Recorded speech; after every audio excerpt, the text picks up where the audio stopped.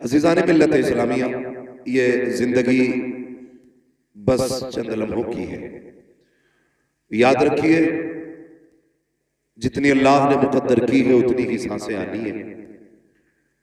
और जब मौत का वक्त आएगा तो ना आप मौत से एक लम्हे की छुट्टी पा सकते हैं और ना ही मौत से एक मिनट पहले मर सकते हैं। जब इंसान का वक्त पूरा हो जाता है तो फिर उसको ये दुनिया छोड़ के जानी होती है। और ये याद रखिएगा, मौत का फरिश्ता जिस दरवाजे आता है खाली नहीं जाता है। कोई आंसू, कोई दर्द, कोई आह, कोई गम, किसी की चीख, किसी का रोना उसे नहीं रोक सकता। जब वो आता है अपना काम करने के लिए तो अपना काम करके ही जाता है। फर्क है, कुछ लोग ये सोचते हैं कि जिंदगी वो कामयाब जी के गया जिसने 10-5 लाख रुपए बचा के रखे। कुछ लोग ये सोचते हैं कामयाब वो है जिसने बिल्डिंगें बना ली, बच्चों के लिए अच्छे इंतजामात कर दिए। मगर हकीकत यह है, कामयाब वो शख्स है जो अपनी जिंदगी अल्लाह और उसके रसूल की मोहब्बत में गुजार के गया है। ये कंफर्म है। कामयाब वो बंदा है जिसकी जिंदगी अल्लाह और उसके रसूल के लिए गुजर गई। वरना पैसे तो सभी के पास है, लेकिन इज्जतों की मौत अल्लाह सबको नहीं देता। कितने लोग ऐसे कहां मरे कहां दफन हुए नहीं पता चला।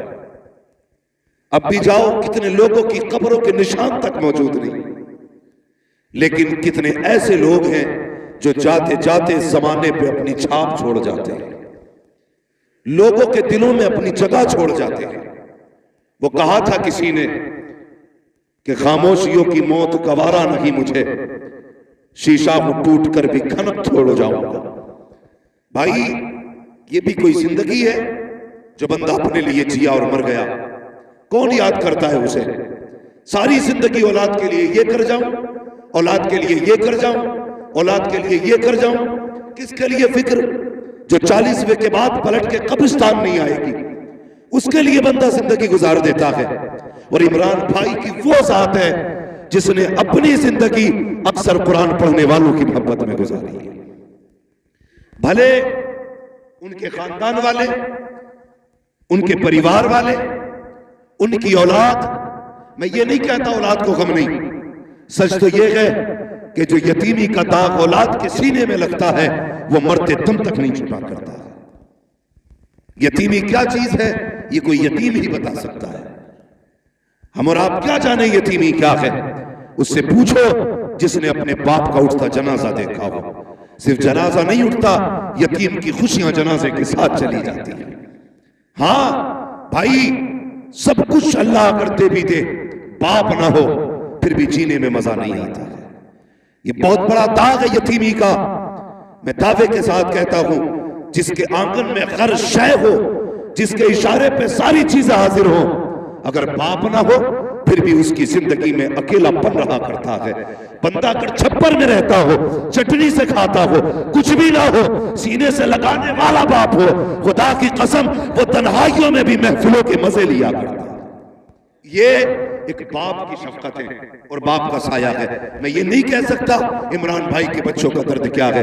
हाँ, मैं ये नहीं जानता उनका एहसास क्या उनके दिल पे भी गुजरती होगी, ये तो सिर्फ वही जानते हैं। अलबत्ता मैं इतना जानता हूँ, कभी भी ख्याल करना किसी यतीम का दिल न दुखाना, किसी गरीब को तकलीफ न देना, बिन बाप के बच्चे के सर पे हाथ रख देना। खुदा तौफीक दे तो किसी की मोहब्बतों का सबब बन जाना, किसी के आंसू का सबब न बनना। हमने यहाँ तक देखा है, और यार कितने भी दौलत वाले क्यों ना हो, अगर बाप का जनाजा उठा है, बेटियों को पीछे दौड़ते देखा है। यहां तक कहती है, हमारे बाप को कहां लेके जा रहे हो, हमें भी साथ लेके चलो। पता ये चला बेटियों को सुकून दौलत से नहीं आता है, बाप की शफकत से बेटियों को सुकून मिला करता है। ये एक बाप है होता है। मैं ये नहीं कहता कि बेटों पे क्या गुजरी है कि नहीं गुजरी है, लेकिन याद रखिएगा, वक्त एक ऐसा मरहम है जो गुजरते गुजरते हर जख्म का इलाज कर जाता है। हाँ, हम अपने बुजुर्गों को देखें जो हमसे पहले चले गए, वो क्या लेके आए थे? जमीन लाए थे वो मां के पेट से? बोले, आप भी बोले पीछे वाले, जमीन लेके पैदा हुआ कोई? पैसा लेके कोई लेके जाएगा? अगर शक हो तो जाके अब्बा की कब्र पे पूछना अपने, क्या लेके गए थे, क्या लेके आए?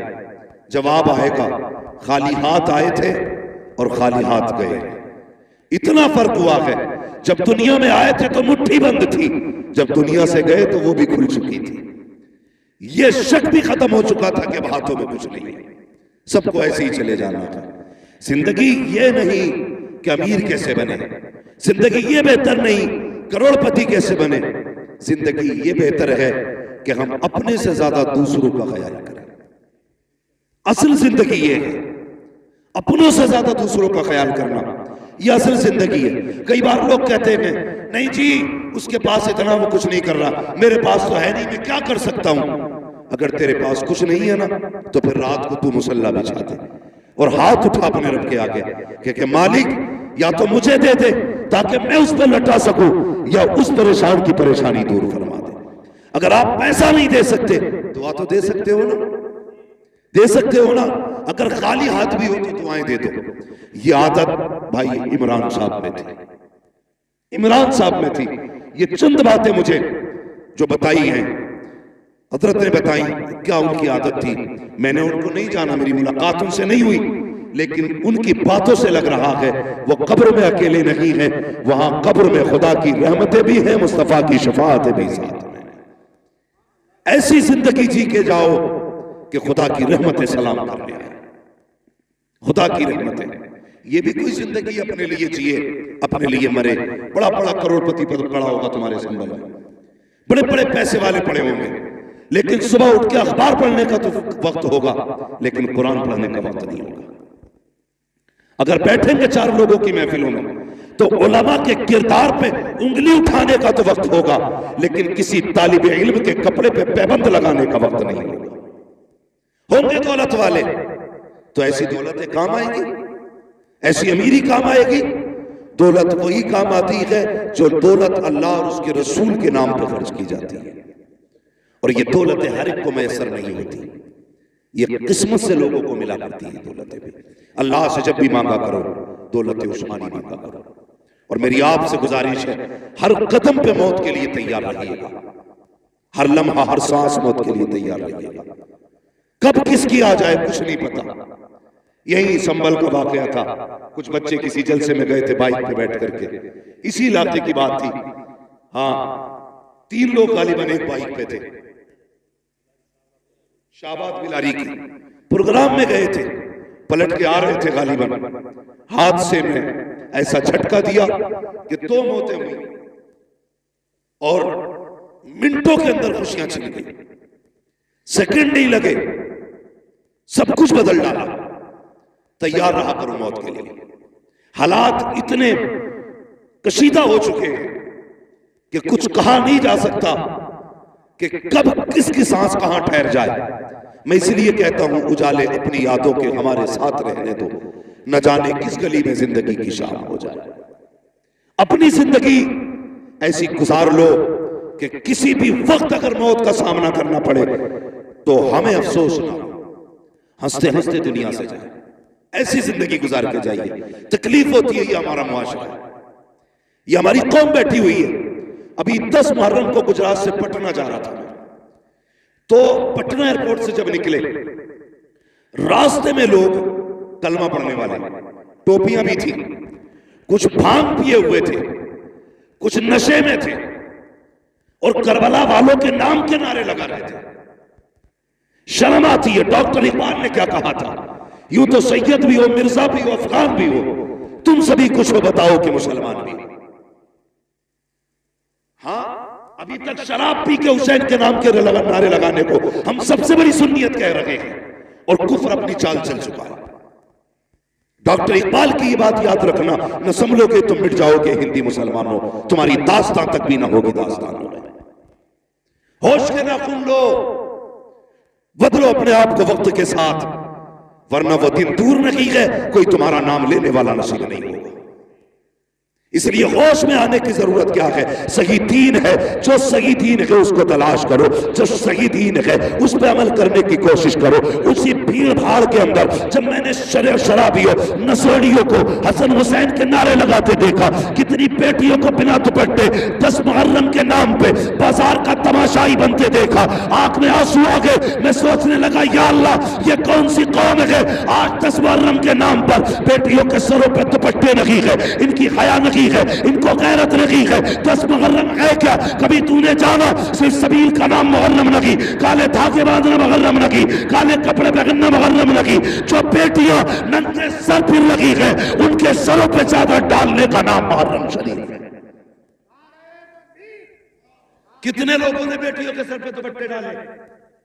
नहीं ना, अक्सर देखना मेले के नाम पे यूं, और बेगैरत बाप भी उसी मेले में है, भाई भी उसी मेले में है। शर्म आनी चाहिए। और तू किस हवा में है? तू ऐसी बख्श दी जाएगी, तुझे गैरत तक नहीं आई। मैं सिर्फ इतना पूछना चाहता हूं, जब इन बेटियों को कब्र में उतारा जाता है कितना एहतमाम किया जाता है, चारों तरफ से कपड़ा डाल दिया जाता है, ऐलान कर दिया जाता है दूर रखना फला की बेटी कब्र में उतारी जा रही है, पर्दा डाल दिया जाए। मैं पूछना चाहता हूं,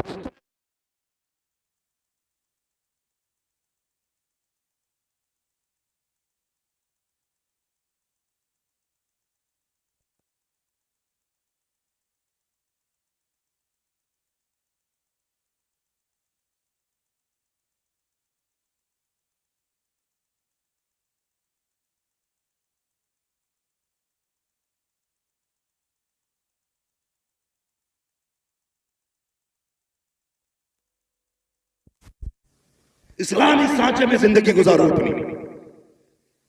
हाँ, मरने के बाद तो सब डालेंगे पर्दा, मजा तब है जब जीते जी पर्दा पड़ जाए, जीते जी जब पर्दा बंदे पे आ जाए, उससे बेहतर जिंदगी नहीं है।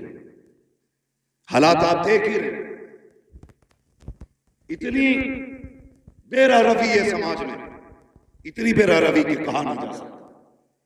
मजहबी दिनों के नाम पे भी तमाशे हो गए। कभी समझा है करबला को? अभी सीने भी पीटे होंगे, घुंघरू भी बांधे होंगे, कुछ लोग नंगे पैर भी दौड़े होंगे और सोचते होंगे हम हुसैनी हो गए। मैं ये नहीं कहूंगा तुम क्या कर रहे हो, खुद सोचो। खुदा ने तुम्हें अक्ल सलीम दी है, घास नहीं खाते हो, रोटी खाते हो, ये तुम भी जानते हो कि क्या करना चाहिए। पढ़ा कभी तूने करबला में? खुदा की कसम तारीख पढ़ो करबला की। अली के घर की बेटियां, जबकि पूरा घर शहीद हो चुका था, पर्दा नहीं छोड़ा था। तू 10 मुहर्रम के सबील के नाम पे मेले में उतर आई, उनके अकबर का गला कटा, पर्दा नहीं छोड़ा। असगर के तीर लगा, पर्दा नहीं छोड़ा। इमाम अली मकाम के गले पे खंजर चला, ज़ैनब बाहर नहीं निकली। आज बता 10 मुहर्रम के नाम पे कौन सा तमाशा नहीं हुआ है?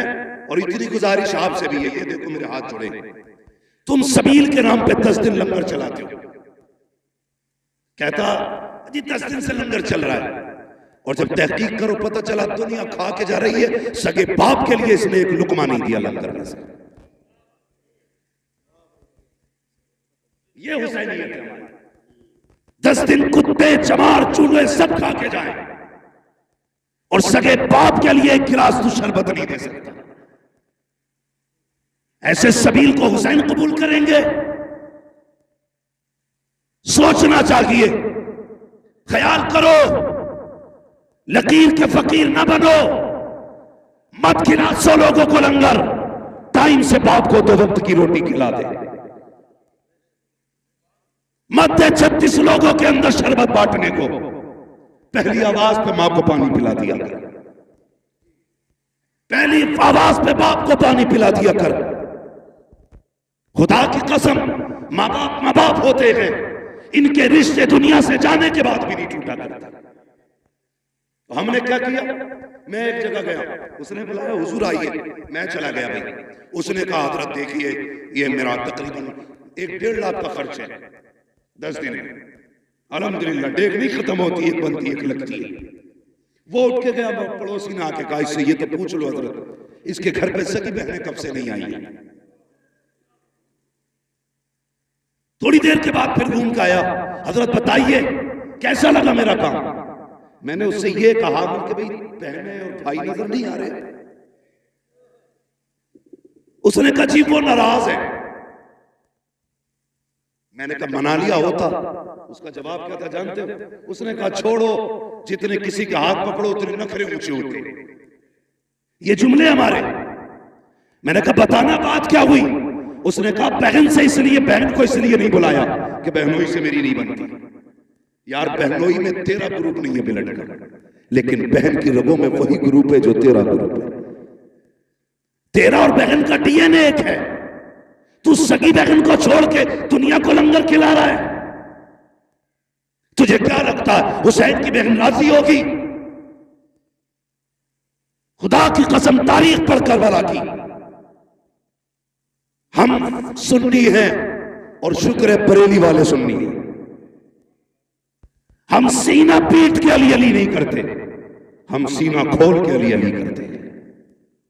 ये याद रखिए। करबला पढ़िए आप करबला और समझिए करबला को। रिश्ते कैसे निभाए हैं करबला में, रिश्ते कैसे निभाए। काफिला कैदी बनकर चला था। बोलो, जब नमाज का वक्त होता था, अहले बैत अत्हार की शहजादियां कहती नमाज पढ़ रही है, तो यजीदी कुत्ते खुद तो शामियाने में बैठते थे। अली के घर की बेटियां नीले छत वाले आसमान के नीचे बैठा करती थी। और उनमें जो 64 औरतें चली थी, तकरीबन 20 औरतें तो सिर्फ रास्ते में शहीद हो गई थी। कोई इस गम में चली गई किसी का बेटा शहीद हुआ, कोई भाई के गम में चली गई, बड़ा दर्द था वहां पे। लेकिन कसम खुदा की कुर्बान जाओ अहले बैत के एक एक बच्ची की अजमत में। जब असर के वक्त में एक जगह काफिला रुका, बहुत गौर से सुनना, मैं बता रहा हूं रिश्ते कैसे निभाए गए। असर के वक्त में काफिला रुका तो औरतें नमाज में मसरूफ हुई। हजरत सकीना कई दिन से नहीं सोई थी, थकन थी। मैं तो ये कहता हूं जिसका सबसे ज्यादा करबला में खर्च हुआ है उसी जात को सैयदा सकीना कहा जाता है। हाँ, सबसे कम उम्र में सबसे बड़ा खर्चा हजरत सकीना का। अगर इस मजमे में ना इतने बड़े मर्दों के बीच में किसी के आगे किसी का कटा हाथ फेंक दो ना, पूरी गली साफ होगी। हाथ बड़ी बात है, खाली उंगली काट के डाल दो, डर के मारे लोग भाग जाएंगे। उनका जिगर कैसा था, साथ में बाप का कटा सरने से पे था, लेकिन खुदा की कसम उन्होंने रब की तस्बीह नहीं छोड़ी थी। हां, तस्बीह नहीं छोड़ी थी। जब काफिला रुका, कई वक्त से हजरत सकीना सोई नहीं, मुसलसल सफर जागना, तो सोचा कहीं आराम करूं। कोई साया नहीं था, एक झाड़दार दरख्त के पास जाके लेट गई। आंख लग गई, बचपन था, छोटी थी, थकी थी, गम था, भूख थी, कई चीजें जमा थी, लेटी आंख लग गई। काफिला आगे बढ़ गया। मगरिब की नमाज के लिए एक जगह काफिला रुका। फिर जब काफिले को आगे बढ़ने का हुक्म दिया गया, अल्लाह अकबर, तो जिस नेज़े पे मेरे इमाम का सर था वो नेज़ा आगे नहीं बढ़ा। हजरत सैयदा ज़ैनब ने कहा, ज़ैनुल आबिदीन जी फूफी का पता करो ये नेज़ा क्यों नहीं आगे बढ़ रहा, काफिला क्यों नहीं जा रहा है। आपने पता किया तो पता चला जिस नेज़े पे सरे हुसैन है वो नेज़ा नहीं उठ रहा है। आपने फूफी से कहा, लगता है करबला के मैदान से आने वाले मुसाफिरों में कोई मुसाफिर पीछे रह गया है। कहा किस लिए? का बाबा का सर आगे नहीं जा रहा है। हजरत ज़ैनब ने जब इतना सुना, अपनी सवारी से नीचे उतरी और आवाज दी सबको, सबके नाम आए, जवाब आता रहा, लेकिन जब सकीना का नाम आया कोई जवाब नहीं आया। बेकरार हो गई हजरत सकीना के गम में, तलाश करने लगी कहां है सकीना। इसलिए कि सकीना वो है जो हुसैन के गले का तावीज है, सकीना वो है जो बाप के सीने पे सर रख के सोती थी। और यार अजीब रिश्ता होता है बाप बेटी के साथ। बाप परदेश चला जाता है, बेटियां रोया करती हैं, बाप आने में देर कर दे, बेटियां नाराज होया करती हैं। मगर मेरा हुसैन तो बेटी को आखिरी बार अलविदा कह के गया था। बेटी जानती है सामने बाप का सर कटा है, पता सकीना के जिगर पे क्या गुजरी होगी। लेकिन वो साबिर लोग हैं, शाकिर लोग हैं, उन्होंने कपड़े नहीं फाड़े, बाल नहीं नोचे, सरों पे मिट्टी नहीं डाली थी। कहते थे यार अब जिसमें तू राजी है उसमें तेरे नबी के घर वाले राजी रहते। पढ़ो कभी करबला, लेटी झाड़ी के नीचे आंख लग गई, हजरत ज़ैनब पीछे दौड़ी, तलाश करती रही, अंधेरा हो गया, दौड़ते दौड़ते वहां आ गई जहां हजरत सकीना लेटी थी। तवज्जो है आप? समझ में आ रही है आपकी मेरी बात? कहां आई? जहां पे हजरत सकीना लेटी हुई थी। करीब पहुंची तो किसी के बोलने की आवाज महसूस हुई। आप ठहर के सुनने लगे। जब ठहर के आपने सुना ना, तो आपने देखा कोई खातून है जिसने हजरत सकीना को गोद में लिटा रखा है। मगर खुदा की कसम वो खातून भी कैसी, रात काली है मगर फिर भी चेहरे पे पर्दा है। जो बताना चाहता है, काली रात है, चेहरे पे पर्दा है।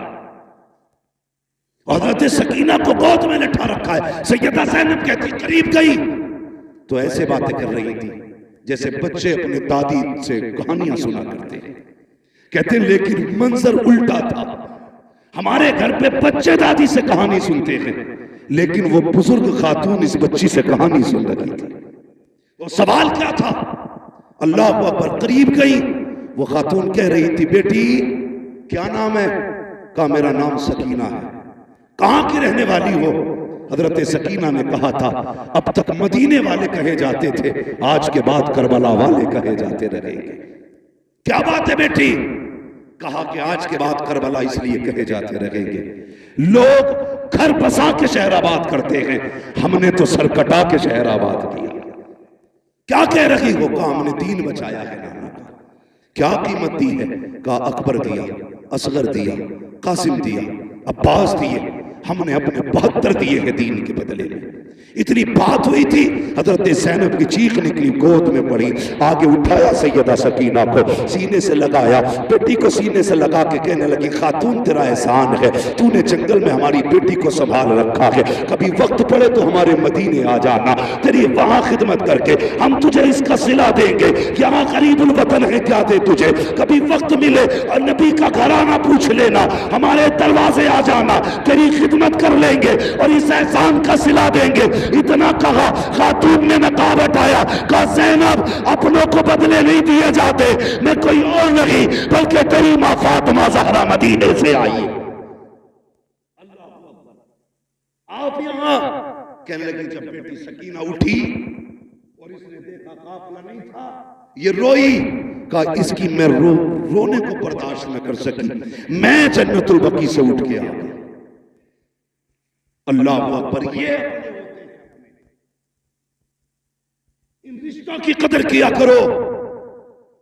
खुदा की कसम पूरी तारीख करबला की आप पढ़ो, इसमें हर कदम पे एक पैगाम, हर कदम पे एक पैगाम। और आखिरी बात करने लगा, बहुत गौर से सुने। करबला का सबसे बड़ा पैगाम यह है कि कुछ भी हो जाए शरीयत नहीं छोड़नी। समझ गए मेरी बात? कुछ भी हो जाए शरीयत, शरीयत, आप भी बोले शरीयत, ये पीछे वाले बोले शरीयत, नहीं छोड़नी है। याद रखिएगा, जिंदा हो जाते हैं जो मरते हैं रब के नाम पर। अल्लाह अल्लाह मौत को किसने मसीहा कर दिया? आंखों से नहीं देखा? जिनके नहरे फुरात पे पहरे थे, आज उनके करबला में अते पते नहीं मिलते हैं। जिनके सर काटे गए, आज भी करबला में उनकी हुकूमत के झंडे लहरा रहे हैं। ये मत समझना जो कट जाते हैं वो मिट जाते हैं, जो मार दिए जाते हैं खत्म हो जाते हैं। नहीं, कौन रहेगा ये फैसला रब करेगा, कौन नहीं रहेगा ये फैसला भी रब करेगा। देखो करबला में मरने वाले, शहीद होने वाले आज भी हैं, और जिन्होंने मारा था उनका पता तक नहीं मिल रहा, पता तक नहीं मिल रहा। मगर याद रखिएगा, कभी समझे, अल्लाह अकबर, 10 मुहर्रम के नाम पे तेरी बेटी बेगैरती करेगी, तुझे सैयदा फातिमा के आगे खड़े होकर हिसाब देना पड़ेगा। मैं नहीं कहता तुम्हारी बेटी का हिसाब मौलाना रावत नहीं देंगे, मौलाना अशफाक नहीं देंगे, ये उलमा तुम्हारी बेटियों का हिसाब नहीं देंगे, तुम दोगे। तुम सैयदा फातिमा कलाई पकड़ के पूछेंगी, बता मेरे पापा की शरीयत इतनी मुश्किल थी कि तुझसे चंद ग्राम का दुपट्टा सर पे न रखा गया? क्या जवाब दोगे? सोचो तो सही। कोई जवाब नहीं है तुम्हारे पास, और किसी के पास नहीं होगा, किसी के पास नहीं होगा। जिंदगी ऐसी गुजार के जा, अगर सैयदा आए, अगर कुछ पेश ना भी कर सके तो कम से कम उनके आगे शर्मिंदा ना होना पड़े, शर्मिंदा ना होना पड़े। एक रिवायत मिलती है किताब में, अहले बैत इत्हार की चादरें खींची गई, छीनी गई, है किताब में, लेकिन मेरा इश्क कबूल नहीं। मैं अपनी बात करता, मेरा इश्क कबूल नहीं करता। क्यों? इसलिए कि हजरत राबिया बसरिया बेटी नहीं है हुजूर की, हुजूर की बेटी की कनीज है, गुलाम है उनके दर की। सो रही रात में चोर आ गया, उसने चादर खींचने के लिए हाथ बढ़ाया। आज तो पैसे की चोरी होती है, उस वक्त कफन तक लोग चुराते थे। हाँ? आज तो 10-5 हजार उल्टा चोर चुराने के लिए खर्च कर लेता, 10-5 खर्च करके 10-5 लाख चुरा लेता है ना, चुक्का डालना जैसे कहते हैं। तो ये सिस्टम आज होता है, लेकिन पहले कपड़ा ही मिल गया, बड़ी बात। राबिया बसरिया सो रही, चोराया, हाथ बढ़ाया, आंखों के आगे अंधेरा, डर के छोड़ दिए, फिर हाथ बढ़ाया, फिर छोड़ दिए, 3 बार किया, चौथी बार हाथ बढ़ाना चाहता था, आवाज आई, नादान देख नहीं रहा, राबिया बसरिया सो रही है मगर इसका खुदा जाग रहा है, खुदा जाग रहा है, कोई चादर नहीं छीन सकता। और भाई मुझे बता, अगर राबिया की चादर रब नहीं छीनने देता तो अली की बेटी की चादर कैसे छीनने दे सकता? जबकि उनकी इज्जत और उनकी तहारत की हिफाजत का जिम्मा मेरे रब ने लिया। हाँ, खुदा की कसम, पढ़ो ना करबला को, जब यजीद के दरबार में हज़रत सकीना गई, कौन, कितनी उम्र थी? सारे बोले कितनी? हाँ बोल दो भाई, आप भी कितनी? 7 साल। कम से कम सुन्नियों को उनके बारे में तो पता रहता ही है सभी। अब मुझे डाउट हो रहा थोड़ा सा, कितनी उम्र थी जो आगे वाले बोले? 7 साल। 7 भी है, 4.25 साल भी है, अलग अलग तारीख है, ठीक है जी, 7 साल भी माना। तो ये कोई इतनी बड़ी उम्र नहीं है जिसमें औरतें पैरों तक पर्दा लटका के चले। हमारे यहाँ बचपन ही तो है 7 साल। यजीद के दरबार में जब खड़ा किया गया, उस वक्त हजरत सकीना के गले में रस्सी थी। यजीद ने ये पूछा, कौन है ये? हजरत फिजा ने बोलना चाहा, उसने कहा तू चुप रहे, मुझे इससे पूछना। जिद्दी जलील करना चाहता था वो। उसने फिर कहा, कौन है तू? हजरत सकीना की कोई आवाज नहीं निकली। कहा, ये बोलती क्यों नहीं? इमाम ज़ैनुल आबिदीन ने कहा, जालिम, ये बोले कैसे? इस बच्ची के गले में जो रस्सी है ना, इसका फंदा इतना टाइट है कि आवाज नहीं निकल पा रही। अगर बात करनी है इससे तो कम से कम रस्सी तो ढीली कर।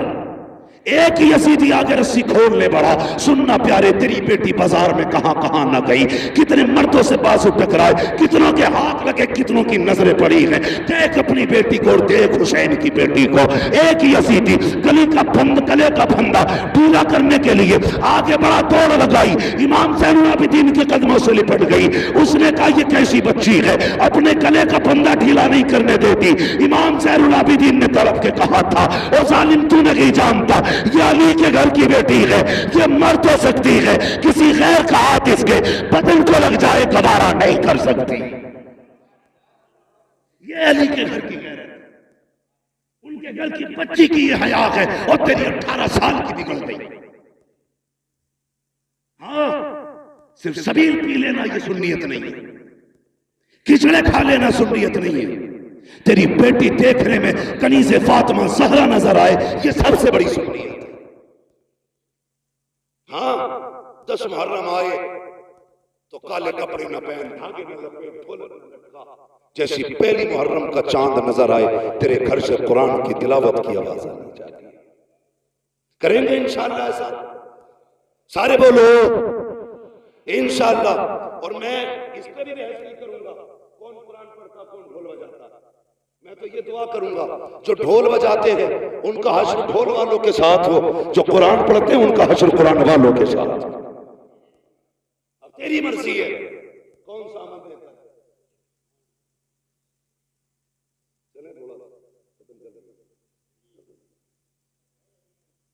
तवज्जो है आप लोगों की? बातें कड़वी है, मेरी तकरीर तबे यार को बेचैन करती है, सबब क्या है वही कहता हूं जो दिल पर गुजरती है। दिल दुखता है, मौत की तैयारी करो, मरने की तैयारी करो, इससे पहले कि कोई कहे अच्छा हुआ बेगैरती चली गई मोहल्ले की। ऐसी जिंदगी गुजार के जब लोग रो के कहे बड़ा अफसोस है दीन का सुकून चला गया, दीन का मजबूत खंबा चला गया, दीनदारों का सहारा चला गया, ऐसी जिंदगी गुजार के जा, फिर देख तू बाद में आएगा मदीने वाला तेरी कब्र में पहले आ जाएगा। हाँ, कम से कम उनके हो के तो जियो। आज बेपर्दगी देखो और कल का पर्दा देखो। अल्लाह तौफीक दे। सबसे ज्यादा जरूरी है इस वक्त पर्दे को आम किया जाए, पर्दे को आम किया जाए। अभी कई लड़कियां जो मुर्तद हुई उनके हवाले से लोगों ने कहा कि देखो ये जितनी भाग रही है ना गैर मुस्लिमों के साथ, ये सारी पर्दे वाली होते जा रही है। मैंने कहा तूने गलत सोचा और समझा भी गलत है। ये जितनी भाग रही है ना ये पर्दे वाली नहीं, ये सारी बेपर्दा। तुमने नहीं देखा फला स्कूटी पे नकाब में थी, फला होटल में नकाब में थी, उस रोड में नकाब में थी, फला जगह नकाब में थी। मैंने कहा सुन, अगर इसने बचपन से नकाब पहना होता ना तो आज किसी कुत्ते के बिस्तर पे नहीं होती।